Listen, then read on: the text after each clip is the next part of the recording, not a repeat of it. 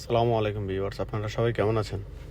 তো আজকের এই ভিডিওতে আপনাদেরকে দেখাবো কিভাবে যে তার বানলে ফাইবার কাটবে না এবং ছিঁড়বে না। একদম একটু বড় করে জিয়েদারটা নেবেন 1 থেকে 1.5 হাত।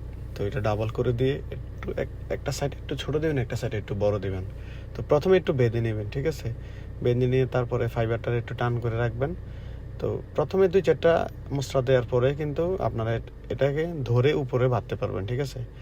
আর বানগুলো খুব ছোট ছোট আকারে দিবেন আর কি, খুব ঘন ঘন করে আর কি, ঠিক আছে? তো ঘন ঘন করে দিলে কি হবে, তো জিনিসটা স্ট্রং থাকবে। আর ফ্লাশ দিয়ে কেউ কোনো চাপ টাপ দিবেন না। ফ্লাশ দিয়ে চাপ দিলে কি হয়, ফাইবারটা কেটে যায়। তো আপনারা চেষ্টা করবেন যে ফাইবারটাকে যেন ফ্লাশ দিয়ে চাপ না দিয়ে, মানে যেন বাঁধা যায় আর কি, ঠিক আছে? তো এই যেভাবে ঘুরিয়ে ঘুরিয়ে ঘুরিয়ে ঘুরিয়ে ঘুরিয়ে ঘুরিয়ে বাঁধ দিয়ে দেবেন, ঠিক আছে? একদম ঘন ঘন করে।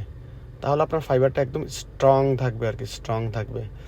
একটা ফাইবার নিচে যে তার আর কি, যে তার নিচে সোজা করে দিয়ে নেবেন।